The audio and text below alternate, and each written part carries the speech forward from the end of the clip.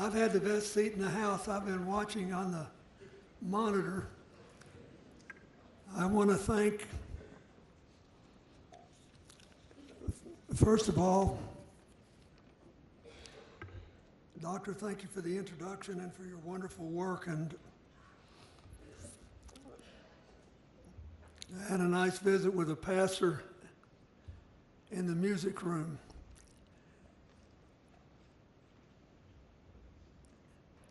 And thank you, Mayor Mayor Holt and Governor Keating.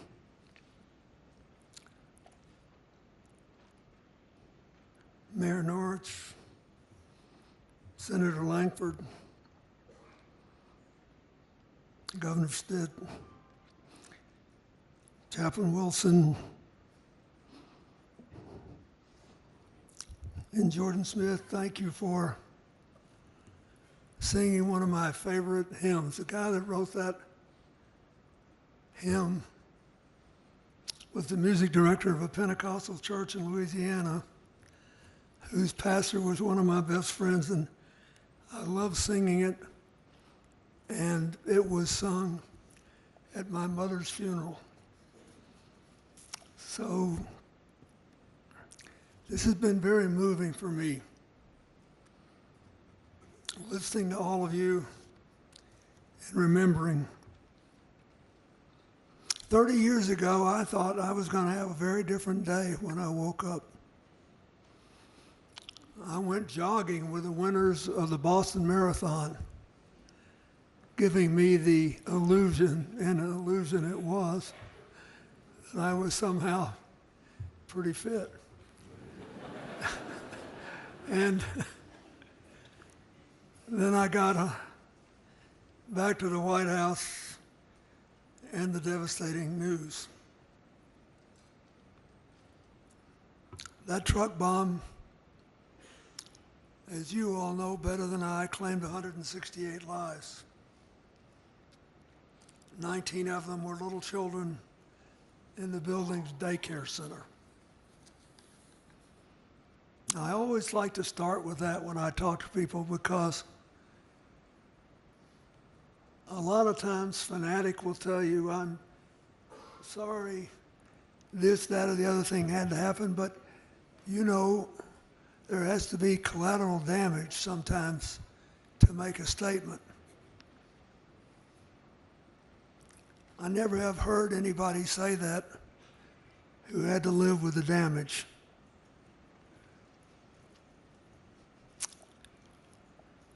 Most of the people who lost their jobs, their lives, were public servants, as we all know. They got amazing coverage after this happened about what they did every day as a matter of choice, showing up for work, to do business for the American people. They help veterans and farmers and the elderly and disabled. And they help to keep our country safe. One of the Secret Service agents, Al Witcher, who lost his life, was a member of my detail. And he left me. And he was very popular and very good at what he did. But he had a family. And he said, you know what, you travel too much.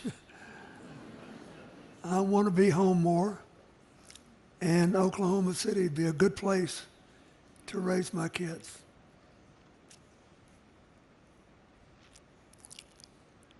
All of us who knew him thought he was going on a much safer journey, which shows you how little any of us can know about what tomorrow will bring.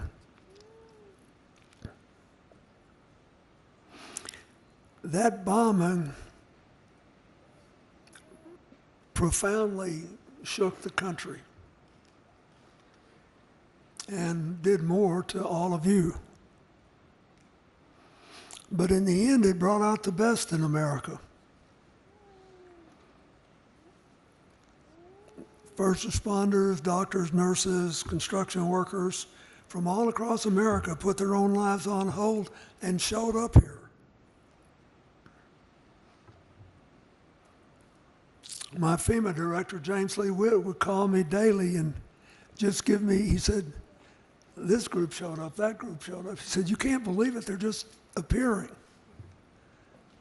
And I said, well, your job is to help make sure that the local people make full use of them.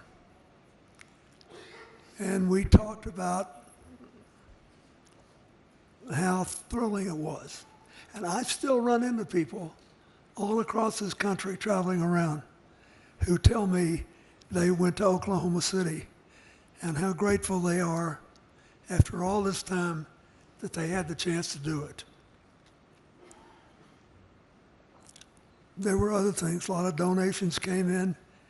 We all remember the drawings of school children that were featured for several years. The cards, the teddy bears, the pennies. Everybody found their way to say something that was humane and supportive. The domestic terrorists who did this awful thing believed that it would spark a nationwide upheaval against the American government.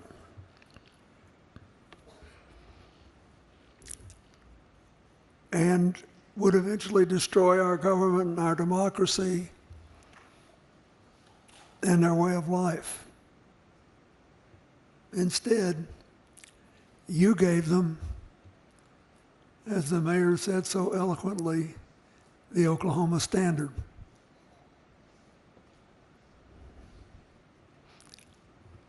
You gave them service, honor, and kindness.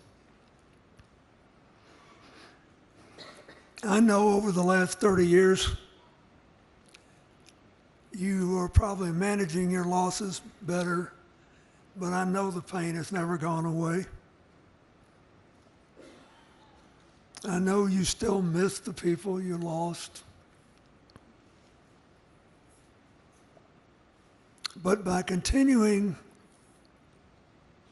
to love them and honor them and working to rebuild your own lives and the lives of this community, you've gone a long way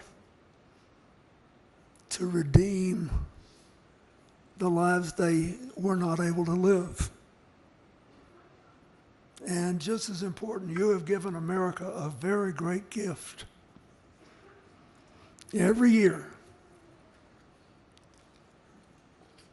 you get together and reaffirm you're a model of how, despite all of our differences, in case you haven't noticed, we've got a few. But in spite of all of them, we can still find a way to move forward together with the Oklahoma Standard. Service, honor, kindness. Did it work? All you have to do is look around. I mean, the difference, just the physical difference in being in this city today and 30 years ago is breathtaking. But every time I'm here, I talk to people who serve in restaurants or work in whatever hotel I'm staying in, or just people, and I say, you like living here? And they all say yes. And they just feel like they're walking with a little spring in their step because they know they live in a place that they can be proud of. So I did my anecdotal poll last night and today, and you're still winning.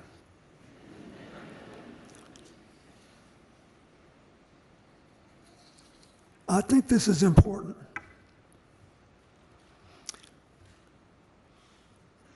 Because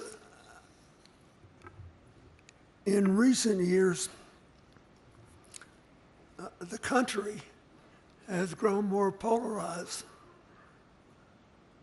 And on that awful day 30 years ago, you were the center of the polarization.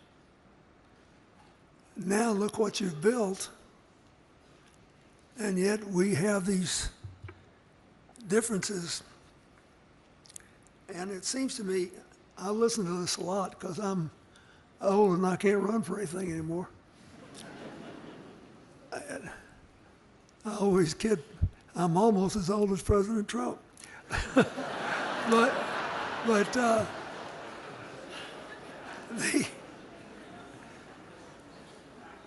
if you listen to a lot of what I read and hear today, it's like everybody's arguing about whose resentments matter most, whose resentments are more valid.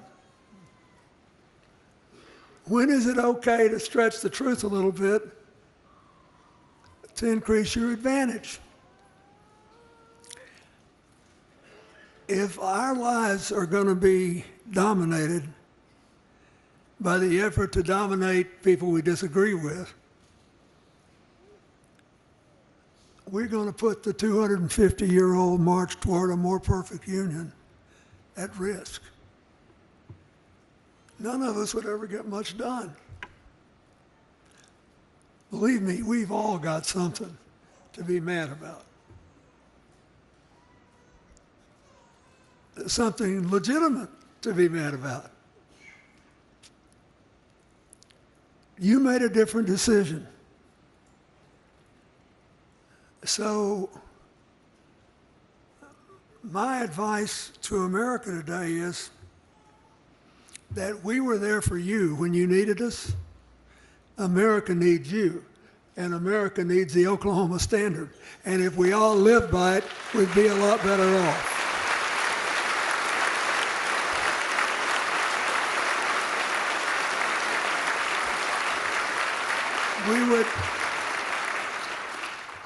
We would get a fairer economy, a more stable society. We would understand one another, and we wouldn't feel weak if we admitted we were wrong about something. It does you good every now and then to admit you're wrong. You know? I do.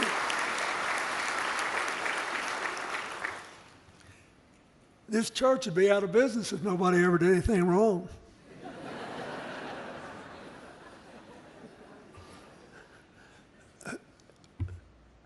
We're laughing, but you know it's true. And so I ask you to think about that.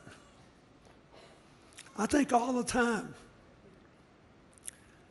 about the breathtaking changes you made here because of how you decided to respond. And this is hard work. President Eisenhower, who I think was underrated for several years, said that he worried about whether democracy could last in America because it required in the end such concentration and discipline and the willingness not to do things as well as to do them.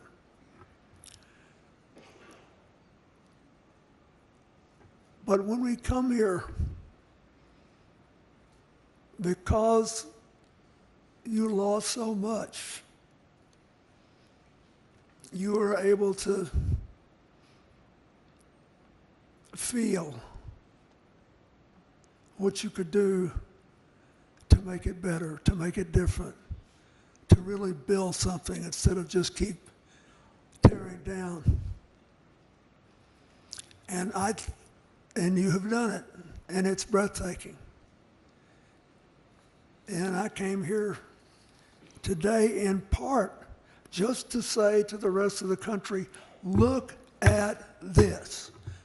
This is what you get with service and honor and kindness put together. And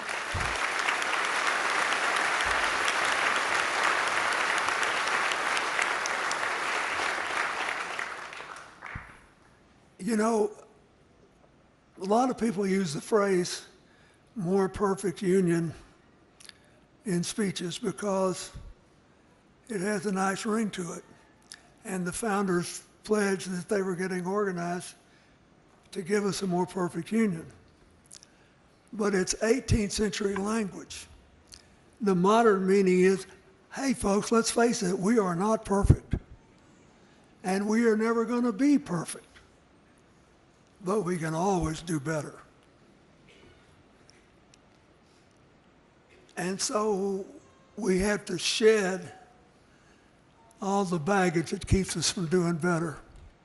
That's what we owe 30 years later, the people who made the ultimate sacrifice in Oklahoma City. That's what we owe the families, the children, the grandchildren, the people who survived them. I wish I could live 30 more years to see what's going to happen. Because in spite of all this bellyaching you hear, we're the best positioned country in the world for the 21st century if we don't blow it.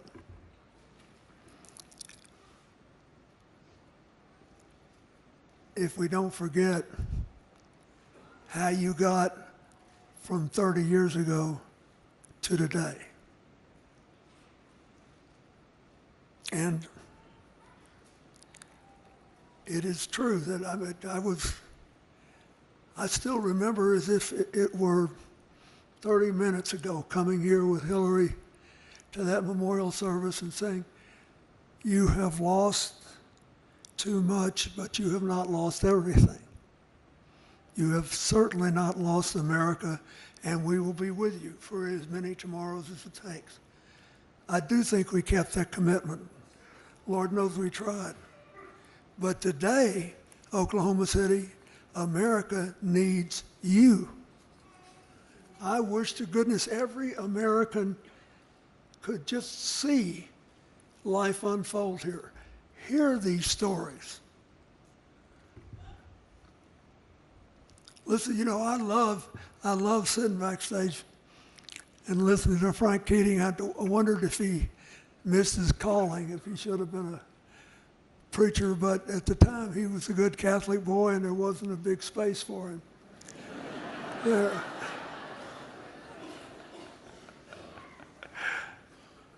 And some of you who were with us last night laughed when I told the story about how he beat my brains out in a student contest at Georgetown when we were both there. It's important not to forget that we all do our best to find our way through life. None of us will be right all the time. And here we are, the day before Easter. I want to say just one thing about this. In St. Paul's famous letter to the Corinthians, where he describes what love is, which is often read at marriages, weddings, wrongly, because the word for love is agape, which means love of your fellow human being.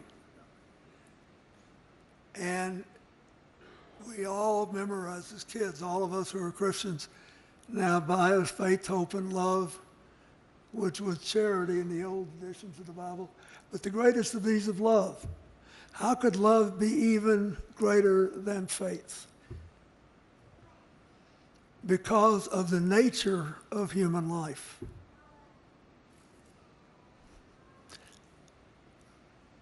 I love this. It's my favorite.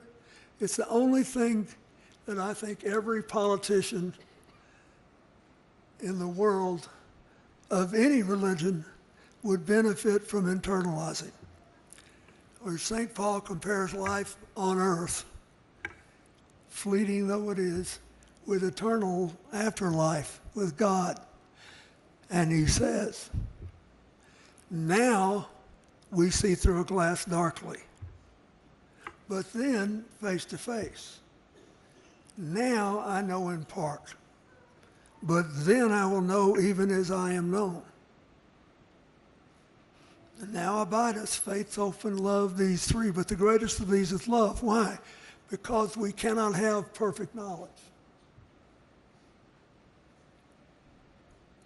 We have to wait to see things through the eyes of God. And like I said, that's what keeps the churches open and the chaplains busy.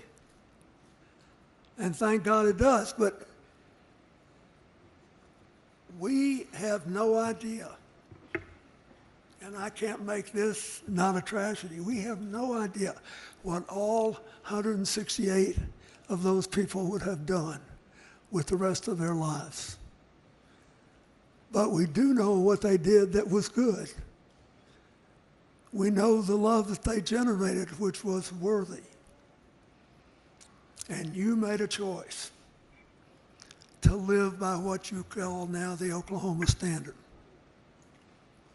It is perfectly consistent with the commands of the Scripture. Perfectly appropriate for tomorrow being Easter. And perfectly fit to acknowledge 30 years of trying to do what people are supposed to do, which is to take whatever comes and make the best you can of it. I know of no other example that can compare to what you have done here.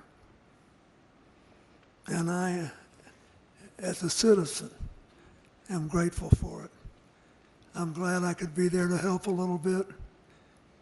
I love it in my old age when you still invite me back. Just know this. You needed your country then. I was a symbol of it, and so I'm grateful that you let me come back over and over again. But make no mistake about it, your country needs you now. We have all these assets, beginning with our people and our great institutions.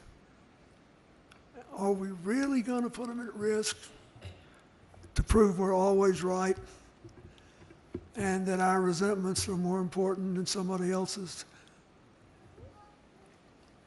I wish every American would get a copy of the Oklahoma Standard in the mail or on their cell phones tomorrow. I bet you it would have a terrific impact. Don't give up. We need you now. Thank you.